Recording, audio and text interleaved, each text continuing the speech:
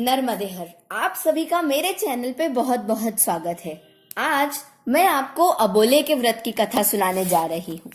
यह व्रत 9 दिनों तक किया जाता है। इसका आरंभ श्राद्ध पक्ष की नवमी से होता है।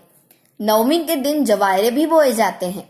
9 फूल, 9 बेलपत्र, 9 बालोर की डंडी और गिनकर 9 गेहूं और 9 चावल भगवान को अर्पित किए जाते हैं।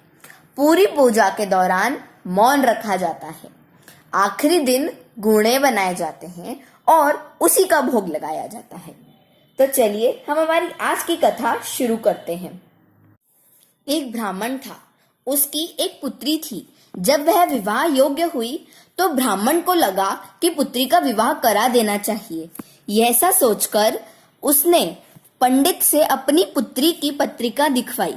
तो पंडित ने ब्राह्मण से कहा कि आपकी पुत्री की पत्रिका में चूड़ामंगल दोष है, जिसकी वजह से आपकी पुत्री जिससे भी विवाह करेगी उसकी विवाह उपरांत मृत्यु हो जाएगी। यह जानकर ब्राह्मण बहुत व्यथित हुआ और उसने पंडित से पूछा कि इस दोष के निवारण कैसे किया जाए। तब पंडित ने कहा कि आप आपकी पुत्री का विवाह पहले महादेव से करा दें, उसके उपरांत योग्य वर से विवाह करने में कोई आपत्ति नहीं है। पंडित की यह बात सुनकर ब्राह्मण घर आया और उसने अपनी पत्नी से विचार विमर्श किया। कुछ समय पश्चात गांव के बाहर के जंगल में एक नदी के किनारे एक शिवजी का मंदिर था, जिसके पास एक बेलपत्र का पेड़ भी था। वहां के शिवजी से अपनी पुत्री का उस ब्राह्मण ने विवाह करा दिया और जैसे ही विवाह संपन्न हुआ, शिवलिंग 4 भागों में विभक्त हो गया। तब ब्राह्मण ने सोचा कि अच्छा हुआ मैंने अपनी पुत्री का विवाह शिवलिंग से करा दिया और अपनी पुत्री से कहा, चलो पुत्री घर चलने का समय हो गया है। तब पुत्री ने कहा कि पिताजी, अब मैं आपके साथ नहीं आ सकती। मेरा विवाह तो हो गया और महादेव ही मेरे स्वामी हैं। ऐसा सुनकर ब्राह्मण बहुत दुखी हुआ और अपनी पुत्री को ले जाने का अथक प्रयास करने लगा, परंतु पुत्री नहीं मानी और बोली कि अब यही मेरे वर हैं और मैं महादेव के साथ इसी जंगल में अपना शेष जीवन व्यतीत करूंगी। ब्राह्मण दुखी होकर अपने घर चला गया और वह कन्या उसी जंगल में एक कुटिया बनाकर रहने लगी। कुछ वर्षों बीत गए। एक दिन वह नदी के किनारे स्नान करने गई तो देखा कि कुछ अप्सराएं पुष्प एकत्रित कर रही हैं। तो वह उन अप्सराओं के पास गई और उसने पूछा कि आप पुष्प इकट्ठे क्यों कर रही हैं। तो उन अप्सराओं ने बोला कि हम अबोले का व्रत कर रही हैं, इसीलिए हमें पुष्पों की आवश्यकता है।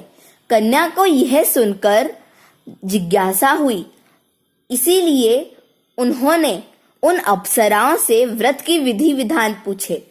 तो उन्होंने उसे सारी विधि बता दी। तो कन्या ने भी अबोला करने का सोच लिया। अगले वर्ष उसने पूरी लगन से अबोले का व्रत किया।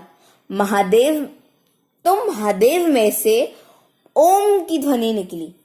ऐसे ही दूसरे, तीसरे, चौथे और 5वें साल तक ओम की ध्वनि निकली और छठे वर्ष जो भगवान 4 भागों में विभक्त हो गए थे, उनमें से एक टुकड़ा जुड़ गया। 7वें वर्ष में उनका दूसरा टुकड़ा जुड़ गया। 8वें में तीसरा और 9वें में भगवान पूरी तरीके से जुड़ गए और एक सुंदर पुरुष में परिवर्तित हो गए।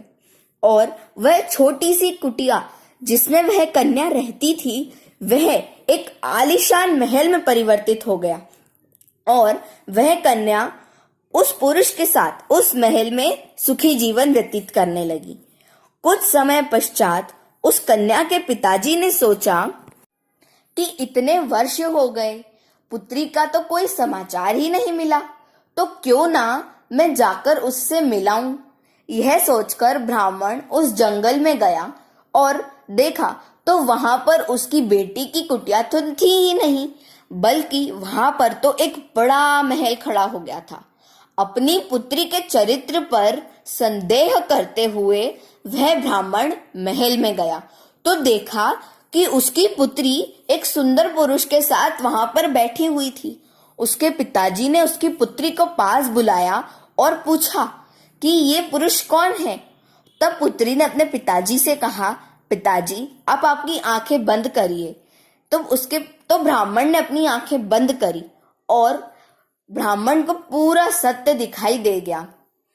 ब्राह्मण ये देखकर बहुत प्रसन्न हुआ और अपनी पुत्री और दामाद को सदा खुश रहने का वरदान दिया और अपने घर के लिए प्रस्थान कर गया।